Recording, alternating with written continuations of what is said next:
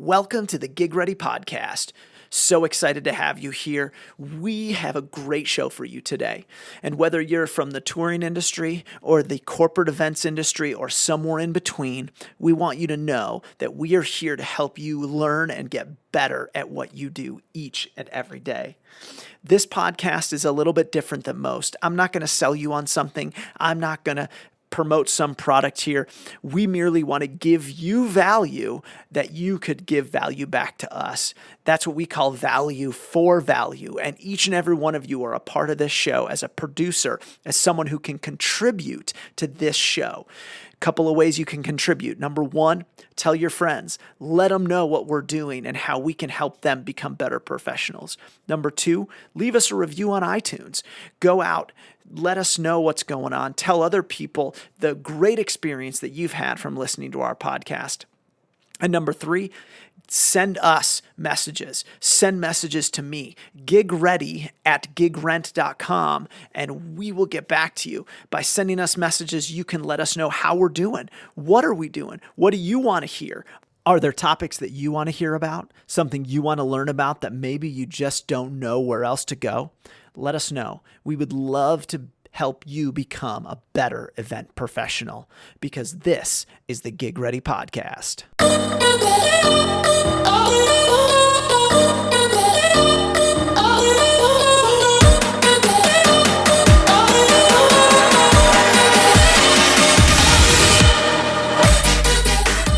Welcome back, everybody. This is Jordan Goodfellow, Gig Ready. We're excited to be here today. We've got the man, the myth, the legend, Kevin Tater, audio engineer, monitor engineer specifically, rock star in his own right. Tater, thanks for being here today. Appreciate having you.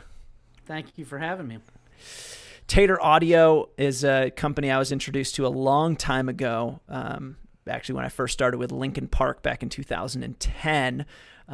You've mixed a lot of the heavy metal greats over the years. What got you into the world of monitor engineering and talking about, what drew you to that versus other parts of the audio world?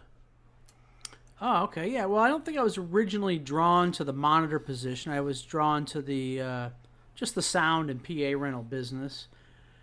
And, I landed at monitors a lot during that time. And, I teamed up with another guy doing local gigs around Detroit, and he always kind of did front of house and threw me back on the monitors. And that's kind of where I learned, So I kind of, in the end, as I started getting bigger and better gigs, I found more satisfaction in mixing the band. You kind of knew right where you stood, right at the end of the performance or during it. There was no, anything with an audience complaining or anything. It was just them, instant gratification. You knew what happened that night, and it was over and on to the next night. So I kind of just stuck it out there. And, I think in the long run, I think it was a good move, because I think really, I don't know now, but when I definitely first started, there were monitor engineers, and the ones that wanted to go to front of house, and as soon as they got an opportunity, they did. So there was always tons of work for a monitor engineer. So yeah.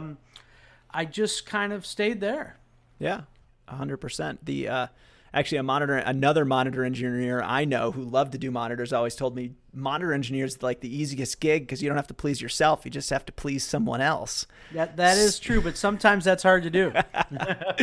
Maybe easy for him, but sometimes it's hard to do.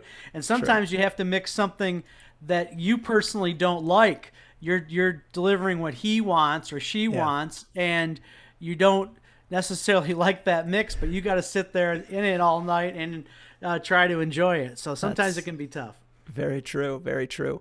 How do you see your role as it fits? I mean, monitor engineer, your job is to make sure the band can hear and give the very best performance. But overall, when you look at the full audio team, you've got your systems engineers, you've got your front of house, you've got your stage patch, you've got all the guys that kind of, where do you fit cohesively into that team? Because ultimately you're going to play other roles beyond just, boom, I mix the band and go. Yeah. It depends what band you're working with, what size tour you're on. I did speaking of Linkin Park, maybe it was 2 years ago now.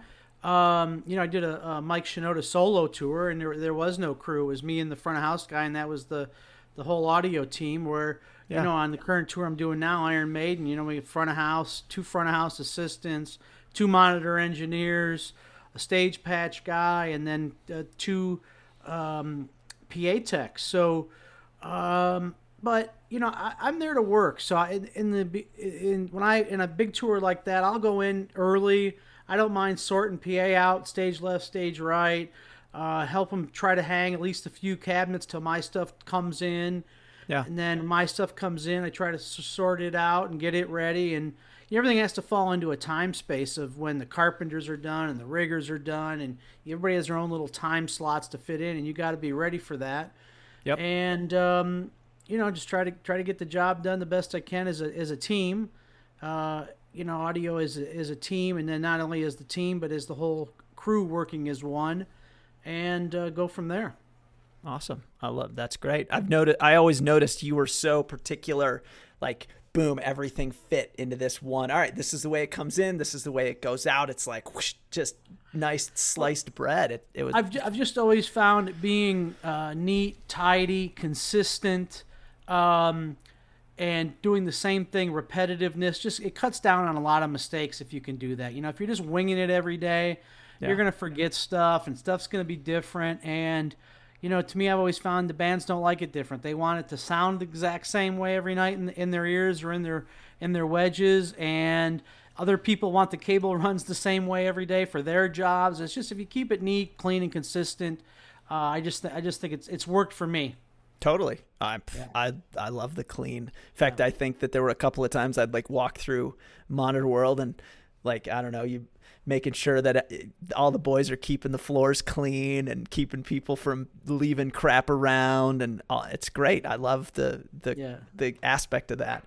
Yeah, we're not savages, Us audio guys aren't savages all the time. We like to have a nice work area, and I especially do. So I just think it lends itself to part of the job and part of especially the monitor job. Yeah. So we're not savages. How critical is that relationship between you and the front of house engineer as it goes to working with the band, doing the show? Are you guys very siloed, or is there, there's a lot of symbionts, if you will, that has to come between the two of you? Well, yeah, I mean, there has to be. There's a definite order in the day, and especially within the audio of the front of house guy has to tune the PA, and there's certain things you do. As you know, I've worked with Ken Pooch Van Druten for almost 18 years now, and we've done many, many bands together, and we don't have to talk much anymore. I know what he's going to do. I know when he's almost done tuning, and when he's through line checks. We don't have to, you've been together so long, you know what's going on. But in the last few years, I've worked with so many great front of house guys. You usually click pretty quick. Mike Fanuel, guy I hadn't worked with before, did the Mike Shinoda solo tour.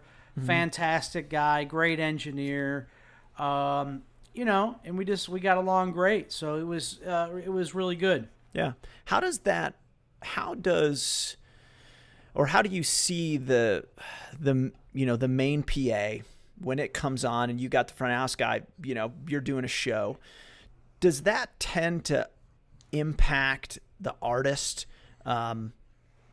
significantly, or are you able to mix and create an experience on stage for the artist where it doesn't really create as much of an impact and they're able to really be present there? Well, that once again kind of lends yourself to your last question about working with the front of house guy and knowing how they mix and all that stuff, because to me, how I've always worked is you have to incorporate the front of house sound into your monitor and stage sound. Yeah. Even with the in-ears you do. That's a big thing, is knowing what's going on out front, knowing what's kind of coming back from the PA system, and consistency of the front of house systems engineer and hanging that system the same every day, keeping that consistent helps me stay consistent. And you have to have that relationship with not only the front of house mixer, but also the systems engineer tuning that PA to get the consistency on stage, because we can make it sound one way when that PA is not on, but when you turn that PA on, it's 90 degrees different. So You have to work within the parameters. The PA is always, or hopefully always, going to be on while the show's going on. That's something you strive for.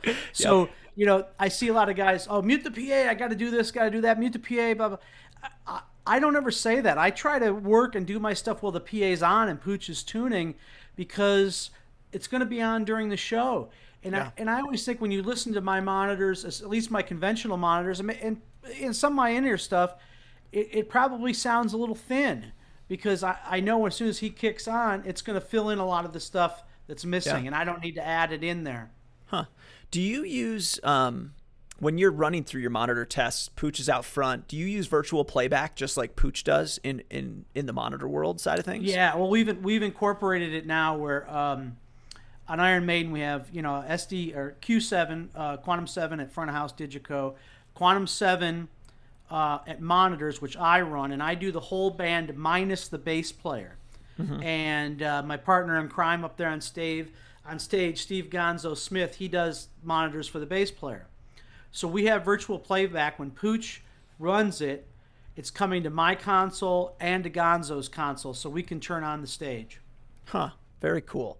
And then so you're listening. I mean, so really, it's almost like being at the show without the band. And Other than the back line roaring, yeah. It's pretty close. And if we can get the back line guys to play along, it's real close. do you ever have any bringing up the second monitor engineer? I know another band that did the same thing a little bit, in that the lead singer had his own monitor engineer, Yep. and then the rest of the band had their thing. How does that relationship work between you and Steve? And I mean, is it Steve's like pretty good with whatever, or are there some critical things you guys have to keep an eye out for? No, I tell you what, with Gonzo, with Steve, he does Steve the bass player. Steve does Steve. He does Steve Harris the bass player, mixes his conventional wedges and some side fills for him.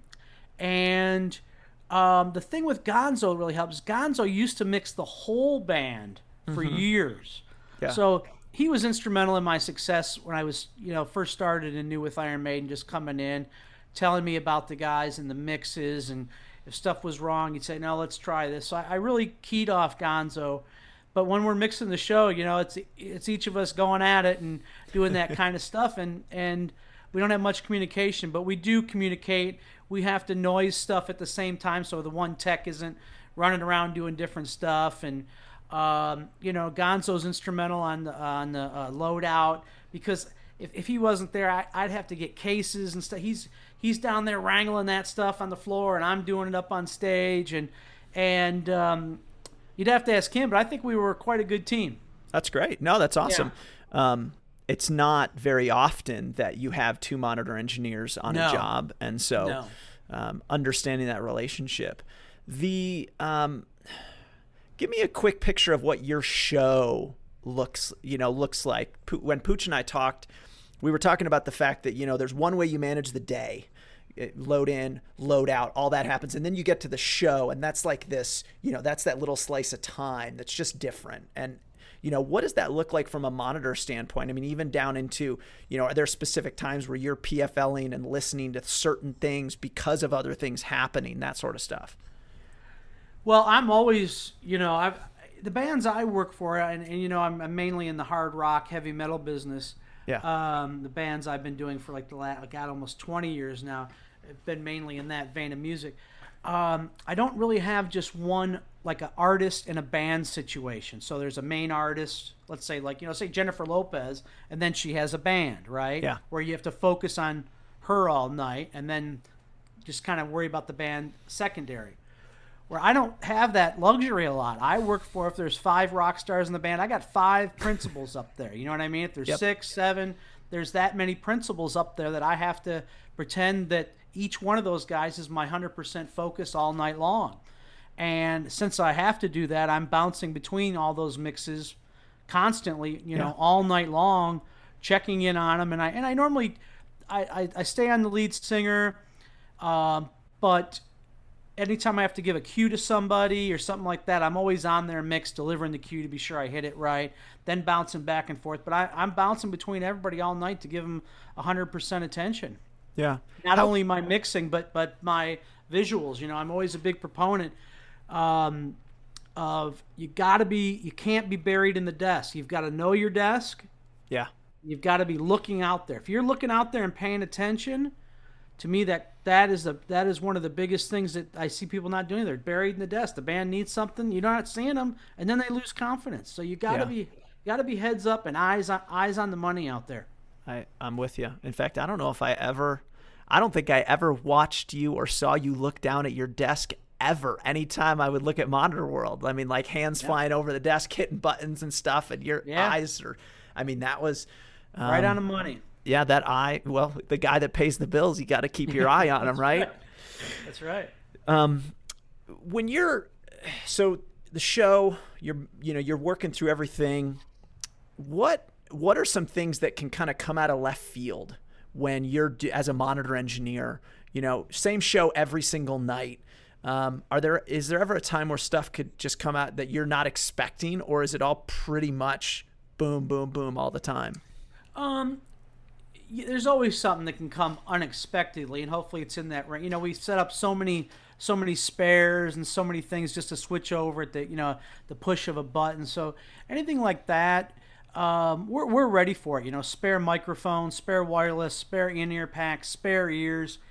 Between myself, Gonzo on Iron Maiden, and the back line techs, we're ready for it. And we have a pretty elaborate talkback system to know if something's going on or someone's feeling uncomfortable or something like that. And we can usually, knock on wood, we can suss it out pretty quick, And also, I work for a lot of legacy bands, and they've been around the block. They've played these venues way more than once, and they can tell you if they're good or bad. So if they're bad, they know they're already in their. You manage their expectations, but they've already done that themselves if they've been around for a while. And once that happens, they know those rooms aren't any good, and I can't make it change. So they're usually pretty good like that. Okay, very nice. I'm going to come back to managing expectations in a second because that's a really good one to talk about. Yeah. But I wanted to ask you from a show standpoint, as a monitor engineer, is there a lot of cues that you're, boom, as you go through the night? I mean, you're, muting, unmuting, going through stuff, scenes and other things, or is it? Oh, yeah. What kind of movement does that carry? Even a band that I'd say kind of is a throw and go band, you put it up in there and you're set for the night as long as little tweaks here up and down. Oh, I can't hear the guitar, bring it a bit. I set up scenes for every song, and with in-ears and even with wedges, there's cues all night long for different people. Guitars up and down, this up and down, vocals on and offs. There's cues all night that are programmed in there. Okay. And I have a scene for every song. I don't do multiple scenes in a song unless it's something rare. But usually for a tour, I stick with one scene per song, and then anything in that song, I usually mix it manually. Okay. Very nice.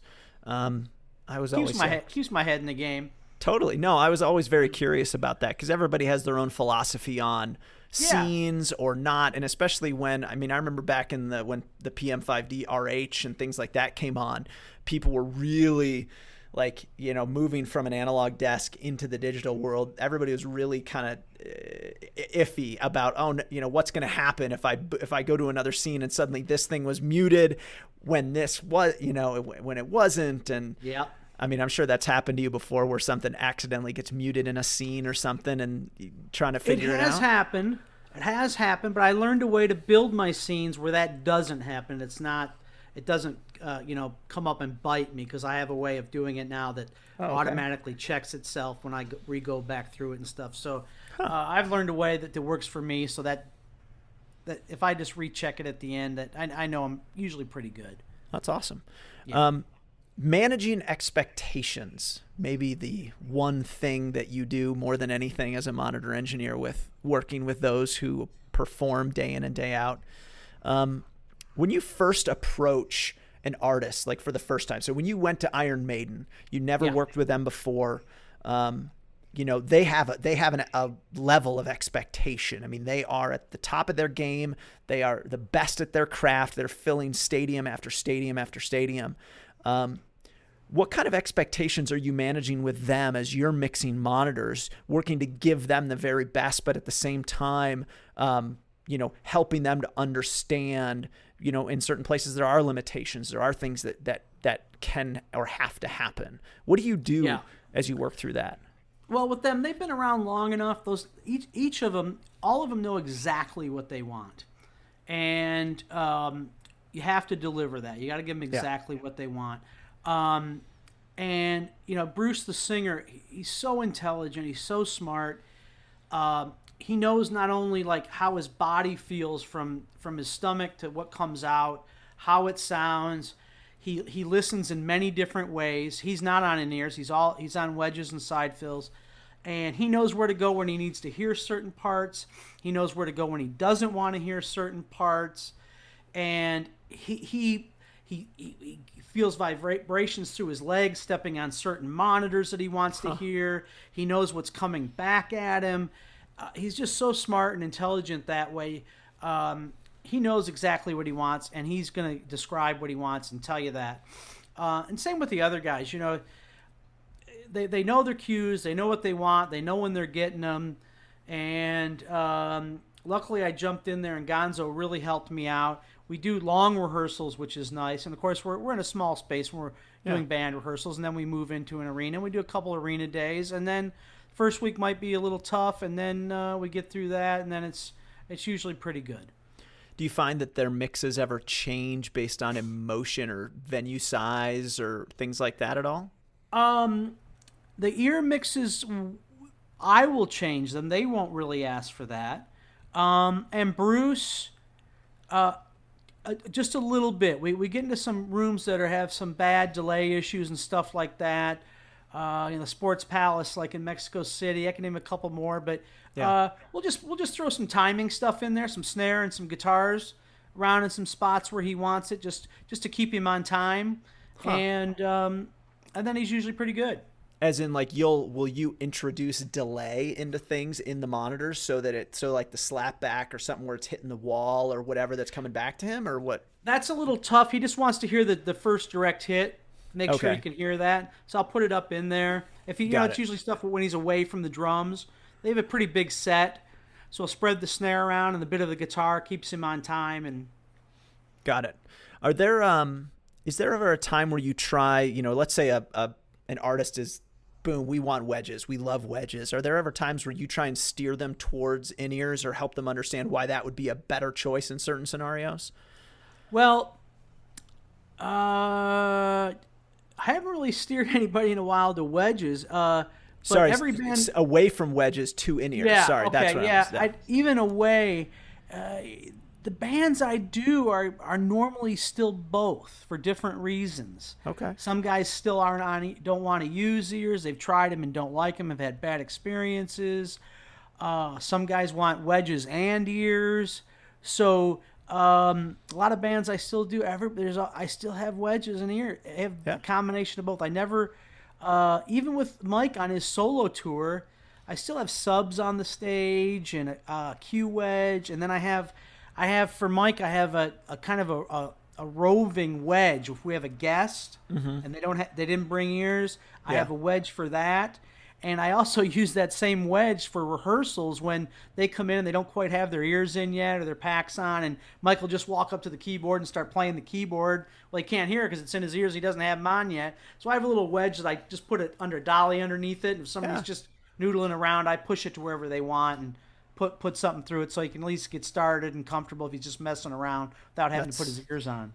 That's a great idea. I love that idea. I call it a little roving wedge. Yeah, no, I wouldn't have thought of that, but being the professional that you are for 30 years, you were like, hey, this is a pretty darn good idea. Yeah. Do you have any like good stories of success where like one artist just, they wanted, like they needed to be on ears because wedges just weren't working? Maybe a new artist or somebody who was trying to figure out what they were doing? God, in-ears have been around now. The funny thing is, I mean, the first time I ever used in-ears was with a band called Trickster. Okay. And I think it was 1992. Wow. And they had Sony body packs. I cannot remember what the earbuds were, but they were some sort of generic earbuds. And we had a wireless system called Ambrose. And it was actually a 5-watt radio station. And that was the first my foray into mixing in-ears. Wow. Okay. And that's how long it's been. And usually when I get there, the bands are have already decided on what they want to do or not do. Now, Linkin Park, when I started, Dave, the bass player, wasn't on ears, and he was, Dave. All of a sudden, we were in the middle of a tour. He's like, I want to use ears. Okay, so got someone out to mold them. I can't remember where we were. Called JH Audio up, got him 2 sets, main and a spare. Yeah. And they don't sound check, that. So Yep. He comes to the gig, and they get there right before the gig. He goes, yeah, let's try the in-ears tonight. Okay, so I had a mix dialed up. Never said anything to me all night. Never took them out. Nothing. Gave me at the end of the night. Yeah, it's great. Keep that. Perfect. So, and he's used them ever since. That's and awesome. the same with Brad Delser. Now he doesn't use ears. He uses the headphones. Yeah. And we got him these Pelter headphones, and we custom installed headphone speakers in the set of muffs he likes.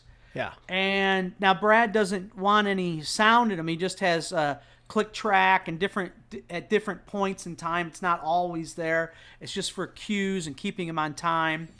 And that's all programmed in and scenes and stuff.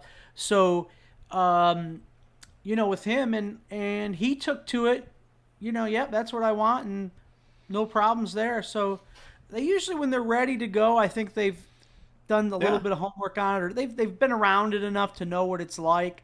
So I did not know that about Brad's headphones. I always thought they were he didn't want the noise, so he just. Well, they were at one point. They Okay. were at one point just a set of Pelter gun muffs. Yeah. And he started to want some click track and some different things. So I spent kind of a couple months of a downtime and found speakers to put in them and mount them and custom paint them and make sure they looked right and felt right and they weren't too close to his ears. They were set way back. A lot of trial and error and cables and all kind of stuff. Cable links, and came up with something he liked, and we spent a lot of money. A buddy of mine who runs a drag race team, he sent me to their painter who paints their funny cars, and I had the headphones painted real nice, and of course cost a lot of money, and of course he just he bedazzled them, and you couldn't see the paint. So that was the biggest issue in the end. Now you ran a cable to those, and they ran to a standard pack? Yes. So okay. Yes. All right. Standard So they wireless pack. Yeah. they operated like in-ears, but he basically used them as a glorified click track monitor. Correct. For the most part. Yeah. Okay. Hey, if that works and it keeps him on time, then that's what matters. Yeah. Just makes the show better. Once again, all the speakers, the wedges, and the side fills we had on stage were really only for Brad. Yeah. Everybody else was on ears and didn't really want the wedges as a backup or anything. So the side fills and the wedges were really for Brad to hear through his Pelters, and that's what the wedges were for also. Got it. To get him a stage sound that he was comfortable with. For sure. What? By the way, he's got, for people that don't know, Brad Delson, guitar player from Linkin Park, he's got phenomenal hearing. Yeah. And even through all that, he hears every little thing. So he's paying attention, and that's a good thing. He's paying attention. That guy pays awesome. attention. Yeah. What's the toughest band that you've had to mix for? Like the toughest to please? Wow, that's a good question. I don't know if, they're all kind of maybe tough at the beginning, or tough, till you learn what they want. The tough thing for me is usually like, especially on Linkin Park, they would do these new album cycles, and they would change directions and sounds and good all point. that kind of stuff. So it'd be like, we at one point we were up to like 120 inputs, so it was really figuring out the new songs and what people wanted to hear in those new songs and all that kind of stuff, which wasn't tough until you got the information. And once you got the information, easy to deliver. But those guys don't like to come in and say, hey, guitar up, guitar down. They just want to, they come in from a year off, and I asked, hey, Mike, can we run a song? We don't need to run a song first. We're good. Yeah, I know you're good, but I'm not good, So they would just start playing, and then you'd work into it. And, they're such nice people. They're not going to yell and scream at you or anything. But, Yeah. they would play, and then they'd say, okay, I need this here and this here. And as they were learning the new songs and the new sounds, we'd build it from there. And they would rehearse for a long enough time where it wasn't crammed, and you weren't really that pushed. Yeah. And you're taking, so in that point, wow, I can't believe I never thought about that. Different albums, you're right. Because, I mean, each album, Hunting Party, sounded different than Carnivores, which sounded different than Minutes to Midnight. I mean, every single one of them. So the sound, man, the things you don't think of when you're not doing audio. Do you ever have to take any creative license within that to be like, okay, let's see how they're reacting to what they're hearing, and kind of watching their face and seeing how they're, if you need to make a change or they're not hearing something right? They'll let you know when they're definitely not hearing something. Got it. Right. And you can tell, I mean, if you've been with a band for a while, I used to work for Godsmack back in like 2006 to 2010. And I could always, and they had vocal mics, like 5 different vocal mics across the dead center one, then 2 stage left, far stage left, 1 stage right, far stage right. And I always noticed when Sully would go to the far stage left or far stage right, man, the sound I could just tell he wasn't happy. And then I realized, when he gets in those 2 zones, he's right near the PA. Okay. So I had to figure out a way to get it a little more consistent. When he was near the PA. So, because I could just tell, he never would say anything to me, but I could just tell by his body language, he just wasn't quite as happy there as he was everywhere else. So you learn by body language when someone's having a good night or having a bad night, and whether it's you need to help them with certain songs. They're not, like I say, you keep your eyes on these guys for 2 hours plus a night, 50 nights. In a few months, you learn when they're comfortable or uncomfortable. For sure. The one of the things that Pooch and I touched on was psychology and understanding how to, interact, how to get, what you need from the artist, because sometimes they don't know how to describe it, or they don't know how to bring it up. Do you ever find times where you need to interpret that, or like they're saying, I want it to sound like this, but they really mean something 100%. Else? Okay. 100%. Like you're saying, creative license. As a monitor engineer, you don't get too much creative license. Yeah. You get a little bit, and you gotta do some stuff, but it's really what they want to hear. And you gotta stay within that framework, and that's what it's really about, making them happy. And you gotta research, like Brad. Go back to Brad Delson. You gotta research how a band like that, a younger band, started. That when they started, there was in-ears already out there and widely used. That band blew up so fast they were never really on wedges. And Brad had those headphones on in his basement, and that's how he was used to listening to sounds. Yeah. So you have to take all that stuff and how they started and came through the business and how they want to hear stuff. You got to take all that in and hopefully deliver what they want, and hopefully understand what they want when they're saying blue and they really mean red. Yeah, no, that's a good point. Technology, it's changed so much in the last, even in the last 10 to 15 years.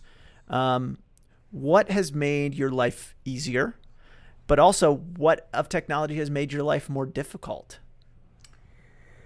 That's a great question. I don't think as a general question, technology hasn't made the monitor position, not just me, the monitor position easier. Yeah. When I first started, we used very limited wireless, and it was all VHF. And the microphones were 1, 2 to 5 channels, and one of them was always clean, right, on VHF, and very limited. Well, now, and wireless was never a worry back then. So through the years, this wireless and UHFs come and piling on the amount of wireless that's being used, and now all of a sudden the monitor engineer is now the wireless coordinator also. Somehow it fell on him, and he's got to do all the wireless. So Yep. now that's made my job harder, but now there's been technology within that Yep. that's made it easier to do that portion of the job. But overall, my job got harder as now I'm the wireless coordinator. Yeah. So there's been stuff along the way that's fallen in there. Yeah, it makes it easier, but it also made it harder first before they've got systems that make it easier. So, and digital consoles, you got to learn a whole new thing, but have they made it easier? In some ways, yes. In some ways, no. But they definitely they give you a lot more options to do a lot more stuff, and being able to recall stuff that you can program in. It's Yeah. you basically can't do any kind of level of tour without it these days. Yeah. Gone are the days of the PSM 600s at the little switch, A or B. Yeah, and A or pick B, the buddy, one that's A the or worst. B. They sounded great, but man, it would be nice if you just had which one? Oh yeah, they both are clean today. It just doesn't happen anymore. No, it doesn't, man. I mean, I think in a lot of ways, every tour and both corporate world, I spend more time in the corporate world, has to have a wireless coordinator of some sort. I mean, if you don't have that, you're dead in the water. I mean, when we're doing corporate stuff, we're talking minimum 12 channels normally of just wireless on stage, not to mention comm. I was going to say you guys have comms, which we don't really have. Yeah.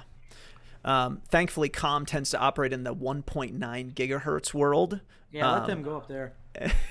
Exactly. When you first got into the business, so you said, in Detroit, your buddy, he'd put you at monitors, you're at front of house, or he's at front of house, you're at monitors. Yeah. Was there ever a time where you had to go out and find work for yourself beyond working for him, or was it pretty consistent, just job after job after job? Well, I was pretty young. I was still in high school, so I couldn't work all the time. Yeah. I had school. Summers I'd work for him. And then at some point, I had purchased my own PA system. And I was doing front of house for a band and monitors from front of house, so I was doing both. We didn't have a split in a monitor mixer. And I'd still work for him sometimes, and I'd usually, I guess because you learn to mic the stage up and you plug everything in, and I just turn it up, and you're standing at monitors at that point. Yeah. So that's how it came. When I owned my own PA, I never had a split or anything. I just had, did it from front of house, and then I got lucky, and in the PA I had, another guy, not the other guy I was working for, but another guy with a sound company had the exact same Hill console I had, these custom full-range cabinets that were floating around Detroit at the time, from Gandalf Audio. Say a little shout-out to Rick Michaels. We had all these same PA systems. Well, this other guy was getting way more work than me and getting busier, so he came to me, and he bought all my stuff. And at that point, I had gotten a gig at Showco down in Dallas, Texas, which was one of the biggest with Clair Brothers sound companies, and Clair ended up acquiring them years and years later. But I had worked there I worked at Showco for 10 years, and then basically I did everything at Showco. Back then, business was a little different. Back then, bands didn't have the independent engineer thing wasn't alive and well then. It was if you were Eric Clapton, you used Showco, and your monitor engineer and your front of house engineer worked there. Huh. If you were the Moody Blues, you didn't have independent engineers. They were a Clair account because their Clair mixers worked there. So you'd hire Showco, and your mixers would go with the tour. Yeah. And that's how that worked back then. Well, about the mid 90s, that all started to change, and I think that started to change because of the relevance of off-the-shelf speaker systems were now getting, people were using them. There was installs. Before, it was proprietary Showco Prism, S4s from Clair, Phase Lock from Sound Image. Everybody had their own proprietary box, and you'd use that box. Well, I think when that started to go away a bit because of the boxes, L Acoustics coming in and JBL coming in and Adams and all these companies getting boxes that were good. Yeah. the independent engineers started to come in at that point. And about 97, I left Showco and became an independent engineer because I was getting hired to do gigs away from Showco at that point because we were going on runs where the PAs were supplied at the venues. So that's when that whole independent engineer thing really started to take off. And now you don't see engineers anymore really coming from the vendors anymore. And I guess it made it easy for the vendors if it sounded like shit. It wasn't their mixer out there, right? There's no one to blame when it's your company guy mixing on your PA. But if it's an independent guy mixing on your PA, it's definitely the mixer. So nowadays, there's somebody to blame. So, but anyway, that's how it works now. But when I started, that's not how it worked. How did you? So you started getting hired away from Showco. Yeah. How did you move? I mean, did Showco kind of take you to that level that you've been at this high level, I mean, really the top of the industry at this point for years and years now. Was Showco what got you there, or was there work within after Showco that worked you up that ladder and worked you into the A+ level market? Well, I can answer that two ways. Showco definitely got me there because they were exposing me to artists I'd never be exposed to. Yeah. Knowing production managers and other crews that I would never have been exposed to. At Showco, even though it was a very large company, the actual sound part, because they owned Verilight and developed Verilight back then, and that was all part of it. But the sound part, even as big as Showco was, it was not very big as far as road employees. So you would work, literally, you'd be on the road. Everybody was at least 300 days. Wow. Yeah, so, and if not more. So you were on the road all year long, and if you were mixing monitors on one tour, and then the next tour was getting ready to go out, you were the front of house systems tech, or you were the PA fly. It was because you just did everything. Yeah. And that giving me that base of knowing everything about setting up the systems, power, troubleshooting, all that stuff. I learned all that, got my base at Showco. I'd known some, obviously, coming in by owning my own PA system, but I didn't know rigging, troubleshooting with other people, and working with local crews and all that stuff. Those skills were honed in, doing tour after tour after tour with Showco. And, my first real independent gig from leaving Showco was Alice Cooper. He was a Showco account. I mixed him. And I went independent because Alice was hiring me constantly away from Showco. And I just said, well, I did that. And then I got another gig away from Showco. And then I just kept parlaying it from there. And I had so many production managers that I had already become friends with throughout my days of working for all those other bands. And not only that, production managers, backline guys, and stage managers who now were coming up the ladder and becoming, those people now. And then hiring me, and I just kind of came up in that chain, and also I'd like to say a lot of hard work, Yep. Yeah. That's the only way to get where there is no instantaneous. Well, boom. You say that, but I see a lot of kids now these days, young guys come in, and they go, "I'm a production manager," 20-some-year-old. I'm thinking, all the production managers I work with were, stage managers or guitar techs or truck drivers first and learned their way through before they could claim to be a production manager. I see a lot of LDs now. They come out of these schools and they say, I'm an LD. But to me, a good LD is someone that's rigged truss before, knows how to rig a point or two, knows the power scheme of their system. Then you become those jobs. Yep. But nowadays, I see a lot of people that jump right into them. Some do good, some do bad. But But don't forget, the advent of these schools is teaching that can happen. But you rarely see a guy, if ever, will come out of a technical school, not saying that they're bad, but mix the Rolling Stones. Yeah. It's not going to happen. No, and I agree. I mean, because people like the Stones, they're looking, well, one, they know what their sound is going to be. They know what they want. And they know that they need someone that has the day in, day out, venue after venue after venue experience. Yeah.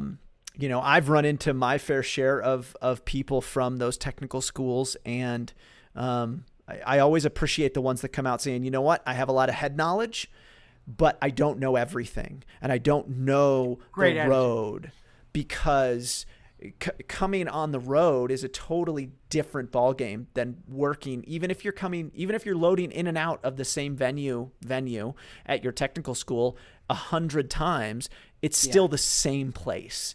Yeah. And you have to understand that there's a difference. There's a difference between, the Palace at Auburn Hills and the Pepsi Center here in Denver, or Music City Center in Nashville, or, rigging a festival in Download Festival in the UK, or going to, Rock'em Ring, Rock'em Park. I mean, they're all vastly different, and they take different skill sets, different, and the humility of saying, okay, I've never been here, is critical in what we do. They're coming out of there saying that they've got a real big head start, at least in my book. I agree with you completely.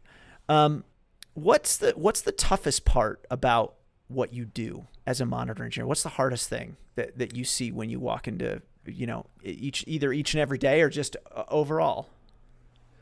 Well, when you're mixing the band, to me, my job's on the line every night. You've got to perform every night. Yep. And that's the way I look at it every day. My job is, it could be gone tomorrow, and I need to make the best of it and do my best work 110% every day, and earn every dollar that they're paying me, and give them consistency, and give them an honest day's work and a great mix. And not only that, the job, and make sure when you go into these venues, you're working, even if you're a vendor, you're not working directly for the band, you're a vendor, you're still representing the band.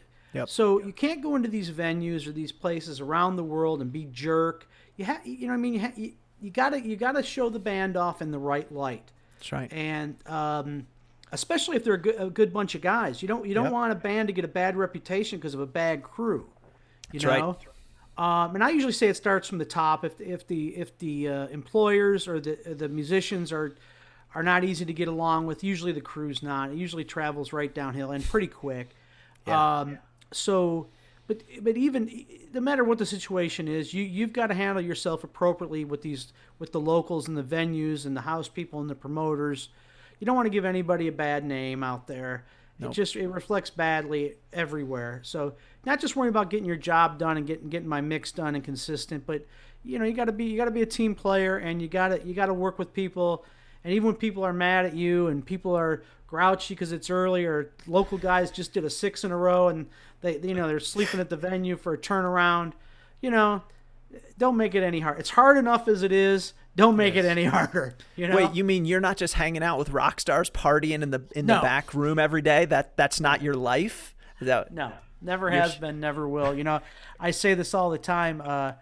In my, it's going to be 33 years coming up. August 8th is when I kind of call my start, because that's when I started at Shoko in 1987. So it's 33 years ago. I don't really count my club days here and stuff like that, but yeah, it'd be 33 years.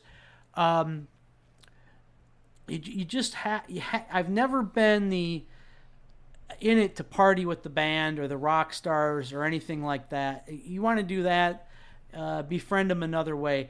I really, all the bands I've worked for in all these years, I really have less than a handful of musicians in these bands that I call friends. And I know everybody likes to say when they're working for a band, the lead singer's a buddy of mine. They're not friends until you have their phone numbers. They call you on holidays, and you've been to their house, and they don't just talk to you when you're on tour with them. You know what I mean? Yeah. Those are what friends are. They call you when times are tough.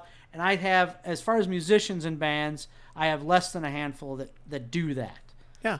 And the ones that I have, I appreciate, and we've become great friends over the years, even when I'm not working for them. And and we've made mutual friends together, introduced them to my friends, and they've become friends, stuff like that. So that's what I see it all the time, especially on the internet and Facebook. Oh yeah, here's my buddy, you know what I mean? Yeah, we're best friends, but you go in his Rolodex, doesn't even have his damn phone number. Yeah. He doesn't even know your kids. Yeah. Or your kids' names. So that's, to me, that's not real friendship. So I've only got a handful of and I'll tell you this: when we do talk or we do get together, we're not partying or anything. You know what I mean? No. Nope. There's work to be done. There's work to be done. When people find out when I used to tour with with bands and stuff, they're like, oh, did you did you talk to him? Did you hang out with him? And I was like, I stayed as far away from the band as I could, because as soon as the band knows who I am by name, and like if there's an issue, like if I'm the closest person and they know who I am, they're coming to me. They're not going to where they should go, which is the production manager. And they'll be like, oh, Jordan, this is a problem. And then now I'm accountable. And I don't want to be that guy.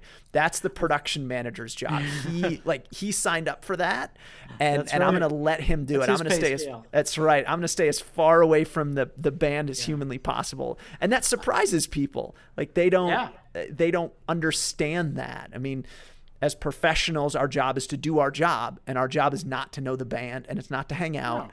It's to go out and execute, and that's what we do. Unfortunately, with the monitor position, you gotta know them a bit, and of course they know your name and that kind of stuff. But I look at my relationship with Linkin Park. 13 years I've worked with Mike and Chester, or 10 with Chester, and the other guys. Are we friendly? Hell yeah, we're friendly. Yeah. But I never crossed the line of a business relationship.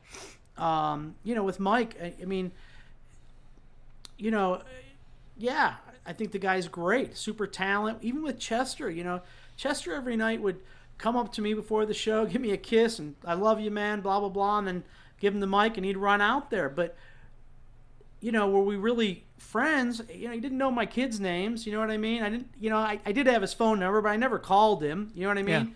So stuff like that, you got to look at it in the right light. And That's right. But great human beings they are, and I respect them for that. You got to remember, there's 10 years. Even if we are friendly, there's a 10-year age gap between those guys. It's like we don't like the same shit. So there's a lot of things like do you get to talk to them? You get to meet? Yeah, but you're not instantly friends with everybody. No. So it's just not the way it is. Yeah, you're not talking about the kids' birthdays and all the other stuff that goes on with life and things that you do with friends, and that's okay. Yeah, that's fine.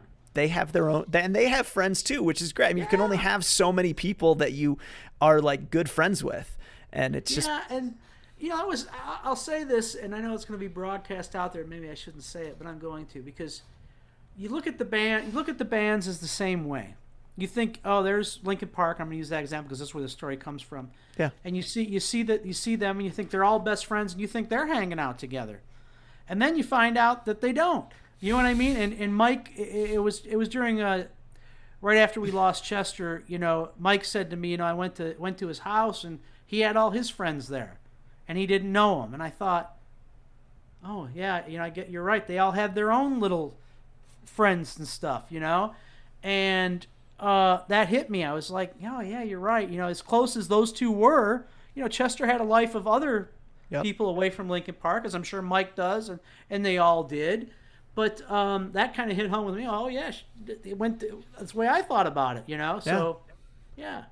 Interesting. That's a great perspective to help and better understand the music industry and everybody. I mean, I hate to use the word hierarchy, but there's different levels. Like it's just. Income, life, just everybody's in a different place, and that's okay. We love to do different things. You like heavy metal music. I'm not a huge heavy metal fan, and that's okay. It was the era when I grew up. That was, it was the popular thing then, and that's I know how to mix it, and it's just lent itself to. Yeah. Luckily, I've stayed in that vein. That's great. But you're right. A lot of people forget. I've never been a multimillionaire, and I don't think most people are. We're working people. Yep. And we've done well. This is a good career. You can make a lot of money, but when you're in that range of making a lot of money, right? I don't care what money didn't change me. It changes you. You do different stuff. Yeah. So sometimes it's it's hard to be on that level. Yep. they're operating at a little bit different level as far as, like you say, that hierarchy. Yeah, when you're talking about taking your private jet to whatever Yeah. place you're going versus the guy that, the rest of us that are flying coach on that, on the cheapo seat back in the That's middle right. of the I can't even think of the word Yeah. right now. I'm like the ship. It's not even a ship. I'm like, gosh. Oh my word. What are 3 things you need on every show? 3 things that you need, Tater needs on every show. Doesn't matter what they are. They can be anything at all. But what are the 3 things? Well, I always used to say to do a gig, not that I need. I always used to say to do a gig, you need 3 things. You need points, power, and people. It's funny you say that because that was always my motto. You got to hang that stuff above everybody's head, so you got to have some points, right? Yep. You got to have people. You got to have fans. You got to have stage hands. You got to have the band. You got to have caterers. You got to have everybody to make that thing go, and you got to have power. If you don't have power, nothing's going to turn on. So that's always to me the 3 things that the big picture needs. Yep. The things that I need, you can add to that is really clean frequencies nowadays. You just throw that on the end as a caveat. That's really the thing. The 3 things I need. I'm lucky enough to, and I have been lucky enough, really my whole career, that I've never really had to use local gear. I'm fortunate enough that the gear I use starting in rehearsals is the gear I use every day, and I give a lot of credit to local guys who work for local sound companies mixing different bands every night on different gears. Their chops are probably way better than mine now because they're just used to dealing with different stuff all the time, and I'm one console, one this, one that. It's always the same gear, and you lose your chops that way. Where those guys' chops are. It's probably spot on, Yeah. So it's almost kind of, even though it's the same job, it's a different job. So really just some clean frequencies in the end of the day now, along with those 3 Ps, are really what get me through. But you gotta have some catering in there. You gotta wake up. You gotta have some food to get through the day. Some clean frequencies, and you gotta have some time. A lot of times you're pressed for time, and if one department gets behind, everybody's behind, and I've been also lucky that a lot of the bands I work for, Iron Maiden, Linkin Park, Judas Priest, they never sound check. And that extra 2.5 hours a day of no sound check really gives you time to get stuff right and dialed in, because you're really under the gun, on 10, 12, 18 truck tours to get that done by a certain time if they have to sound check. Yep. And you like to give the opening act guys, you hate to slight them all the time. You got to give them a minute. So, you hate to be running them up to doors every day. Here you go, guys. 2 minutes. Set your gear up. Yeah. Go. So if somebody wants to become a monitor engineer on the level that you operate and have operated for a long time, especially the young ones, they're coming out of a trade school. They're working the shop at Sound Image or at Eighth Day or at Claire or whatever. What are a couple of things they should be looking at right now for the next couple of years to be able to create the skills that they need to get to that level? That's a great question. And once again, I'm going to answer in a couple different ways. Right now, in the midst of what we're going through, if I was a young engineer, I would, and I lived wherever I lived. If I lived in California, I'd be calling Sound Image or Schubert. If I was on the East Coast, I'd be calling Claire or Rock Systems Audio, or in the Midwest, one of those many companies in Nashville. I would be all over them. Say, hey man, can I have a few hours on a console?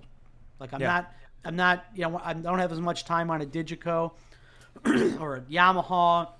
Okay. Can I get in there for a few hours? I know the consoles are there.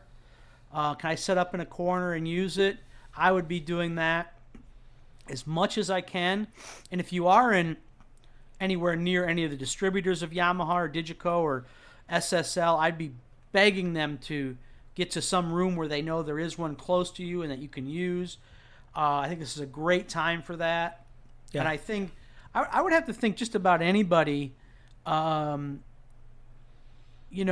limitations would let you do that. I've heard a lot of people asking about that. And I've said this whole time, I got a whole warehouse full of them sitting here now. If you're in the Detroit area and I'm here, stop on by. I have no problem letting anybody, We've had a few For sure. people take me up on that too, so I have no problem with anybody wanting to come and show things, show me things, however Yeah. however it rolls down. But as excuse me, as what's been going on is away from what's happening now.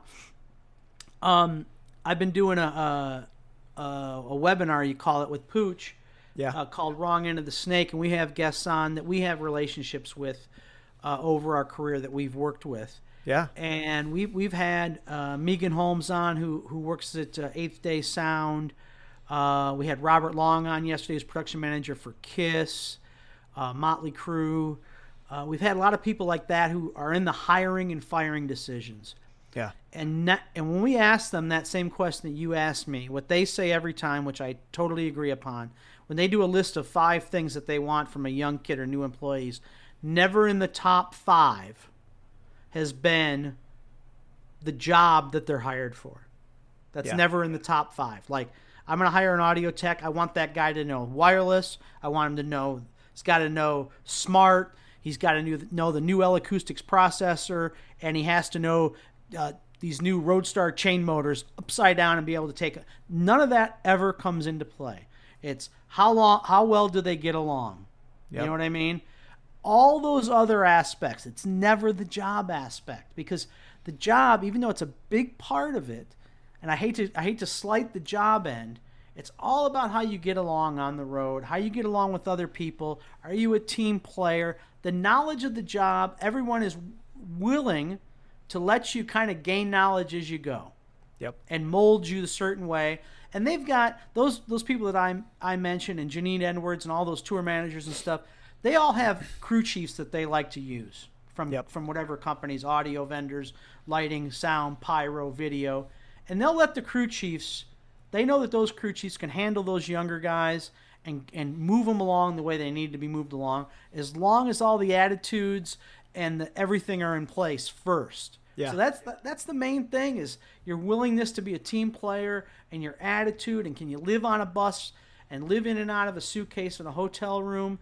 It's more about that stuff still to this day than whether you got an A at Full Sail.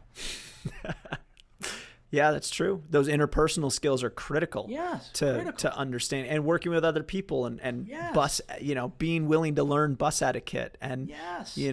understand that Tater gets a middle bunk, not a bottom or a top. That's true. That's what 33 years gets you in life, guys. You really want to strive to be an audio guy, that's what it gets you. 33 years gets you a middle bunk. That's right. He gets, well, hey, and you get your first pick. You're the first guy on the bus, and and so awesome. Well, as we wrap things up today, Sure. the question I like to ask everybody as we end this is, we're in the COVID, we're in this very interesting time, but we're going to be back to gigging someday at some point. What are 2 things that everybody can do, not just audio, but each and every person can do, that the next time they set foot at a gig, they can be more gig ready than they are right now? They can be more ready to do that gig and perform at a higher level than they were when when this whole thing started. Well, at my age, I think that's some of that's age appropriate. If you're 20 or in your early 30s, if you're still in pretty good shape, you're doing great there. I got to tell you, I would always be staying in touch with people, Yeah. see what's going on. I have to call everybody every day, but a text now and then, an email, somebody you toured with before. I would keep in touch with people. Yep. Keep your name out there a little bit. At least people in your, I don't say inner circle, but your touring circle. Yep.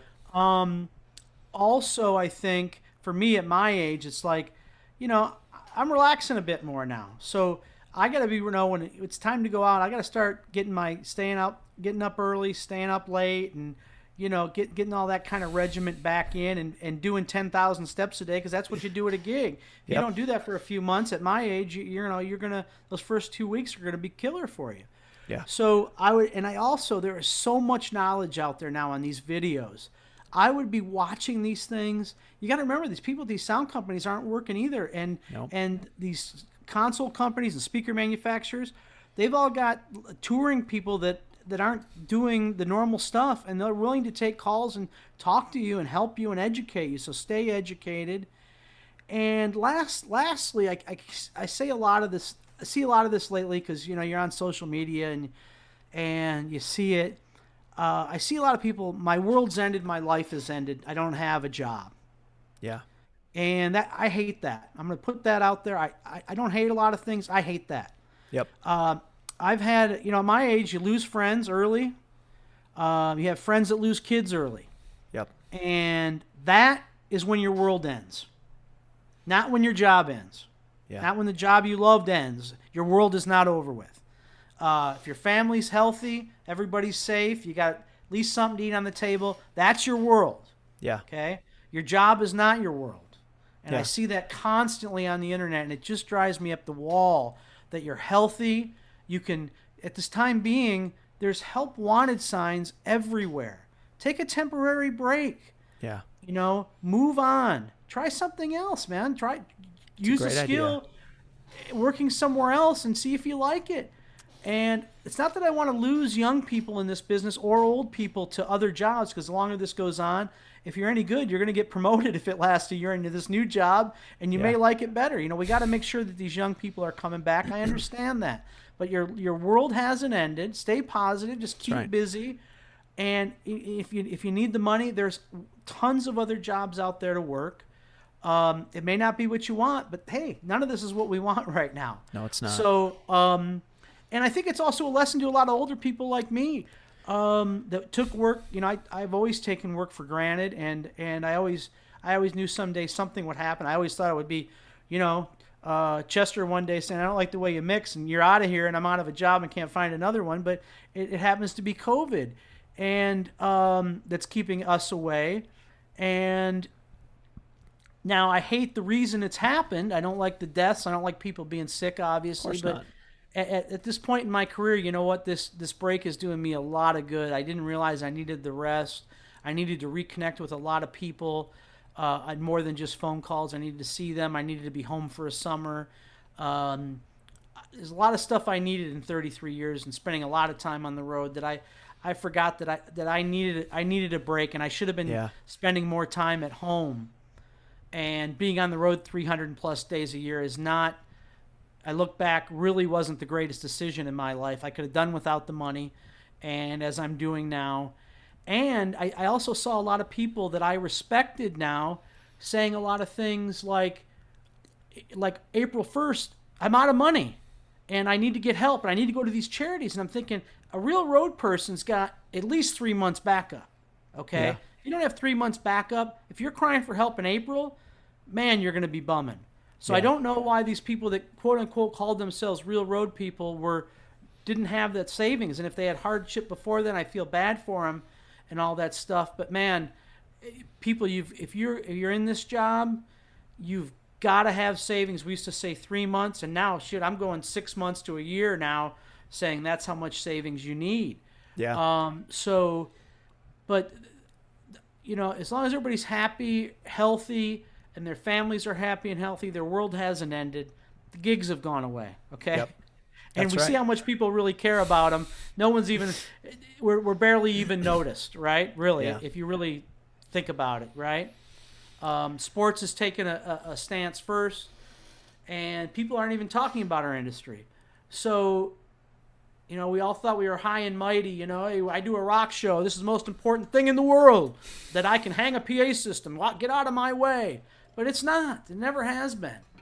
Yeah. And I've never liked that attitude before this or even during this. So that's my 2 cents. Sorry. No, it's great. I love it. It's I've got a lot of radical views on this stuff, and that's part of them. That's okay. I mean, I agree with you. Savings, critical. Being prepared. I mean, you never know when we live in a world of where we don't know when the next gig is coming. No. And it could be, this is something, it's happened to me before, where it's like I'm coming to the end of a tour, and the company I had been working for, nothing was happening, nothing's going on. Thankfully, stuff came together, but you could be a week or two from the end of a tour and think that crap, the next 6 months is nothing. I got to be prepared. And I think that that's incredibly good good wisdom there from the Tater. He's got it coming. Expand onto that now that we're on this subject, and I'm dogging everybody out, and I shouldn't be. But but even before the situation we're in now, I've seen, unfortunately, a lot of roadies younger than I am have unfortunately lost their lives. And then I see these GoFundMe pages for these guys for their wife and their kids. And I'm thinking, man, term life insurance for somebody under 50 is about, no more than $25 a month for about $250,000. And I'm thinking, how did they not do that? Yeah. When you have, and I'm not talking about for roadies, I'm talking about people in general even. How are you not spending $25 a month on $250,000 of term life insurance to cover your wife and kids if something happens? And I see that a lot in our industry, and I'm thinking, man, that's like a day's per diem for a month. Yep. And I see that, it just makes me think, man, what's the thinking going on there? And we're in such a volatile business. You need to be protected in every way possible with the proper insurances to cover your wife, family, your loved ones, whoever they are, husbands, kids, whatever your extended family, your inner circle is. And I see it all the time, and I just think, man, as this goes on, it's tough, and I don't like to see that happen when there is things out there that can fix some of these issues for not a lot of money. Yeah, no, I mean, heck, if you're out on the road, it's like 3 less drinks than across a month, and that pays for that month of term life insurance. Did you really need that other martini or that other margarita, or did you? I mean, if you think about, I mean, I know it kind of sounds mean, like, oh well, don't tell me what I can and can't do, but long-term thinking, we all have families. I don't know anybody out there that doesn't have somebody, whether it's mom, dad, kids, wife, aunts, uncles, whatever, that's going to miss them if something were to happen. Doing something that at least helps to ease that pain should something happen to you, being that we live in an unpredictable life and unpredictable world. I always carried stuff for my family, my wife, my kids. If I were to die, I mean, my wife would always tell me, the money isn't worth it to me if you were to die. And I get that. I get the money's not worth it. But then she doesn't have to think for 6 months, a year of like, how am I going to take care of the house? How am I going to pay the mortgage? How am I going to take care of the kids? Like those things help people heal, help people mourn, help them really get Can't put through. That stress on them. No, it's enough stress. It's tough. So there you go. Term life insurance. Tater, are you selling term life insurance? Is that what you're doing now? I'm not. I own a little bit of term. I own mainly whole life insurance, and I bought them at a very, very young age. Yeah. And I really thought, I'm going to tell you the story because I'll tell you the truth, I thought I was getting ripped off. I thought I didn't quite understand whole, and I didn't quite understand term. I knew term was like car insurance. You give it to them, you never get the money, but it's gone, right? Yep. Well, I bought some term to level up my whole life insurance. Because whole life is a lot more expensive, but it's also an insurance policy that pays dividends. Yep. And I've had them so long now that they pay themselves because they're worth so much money. That's awesome. And this thing I thought that I didn't understand and I thought I got kind of ripped off on has been really my best investments throughout the years have been all the whole life policies I have purchased. Okay. And I keep a little bit of term just to just a little cherry on top for cheap. You know what I mean? To increase that. And that's always had that, always will have it. And it's just a safety net, just like anything. And those are, a lot of important tools to in life, and not only for this kind of job, which I don't know the facts of it, could be higher risk than most jobs, but man, we're in airplanes, we're traveling all over the world, anything can happen. Yeah. And I was lucky enough I wasn't smart enough, but I got some good advice at a young age and made a few right moves by the advice of some people that I listened to, because I always think I'm not smart enough, so I listen to other people. Yep. And the advice was good, and the time when you're doing 300 days plus a year on the road, and I just remember at Showco I was just turned 21, and I'm going to be 54 next month, and it's like the blink of an eye, it's gone. That time is gone. Yeah. And that's another thing about this is, you got to spend time with your kids. The time goes so fast, and being out there, I see all these young guys, young families, they want to be on the road. Man, take a step back for a minute. It's tough. I'm with you. Do what you want. That's not up to me, but I'm just speaking from my. Thanks so much for taking the time to listen today. That's very I know true. that as a professional, my wife and each kids, and every one of us want to be they- better my wife tomorrow especially than we was were today. not the That's biggest why fan we of created being the on the Gig road Ready when I toured, podcast. just because I This was not is home. a It had place nothing where to do professionals can with come the road itself, and other look than the at fact what that I they're wasn't doing. at home. Look at how they're doing it and and get that was better tough. every And single in fact, day. it's funny to We this are day, solely I still value have for the value. tendencies We're not going to take corporate that I interest. used to We're not have going when to I take was on the sponsorship road, money. when I came We home. want It's like you when I came to home, get I'd do better nothing solely but hang because out with that's the what you family. want. So please give us some And, feedback. that was like I it. want to I mean, get I was better. like with the I want family to at all create times. better I didn't want podcasts. to go I and want to entertain create the better events. idea of doing just anything like else you because do. I'm on the road. So if you have some 250 value days a you want to year, give back, Yep. ideas, and then thoughts, suddenly I'm home, questions, and it's like, whoa, they have daddy or mom, even the ability husband to be a here. little critical. And now at I find that times. I would fall love into to those hear same from patterns, you. even Thank though you I'm so home much every day. I hope and you I have have a to, great like, day. I have Stay to safe out find there that and stay balance of like, gig okay, ready. I need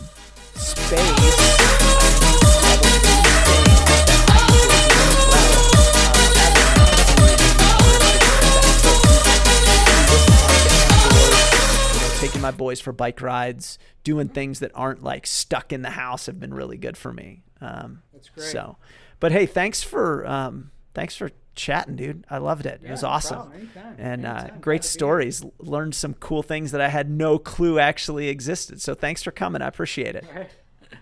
Hope too many people don't hate me after my tirade, but Come on. Good deal. I gotta say it like I see it. So, That's right. Awesome. Well, thanks again. I appreciate it. all right, thank you, Jordan. Appreciate it.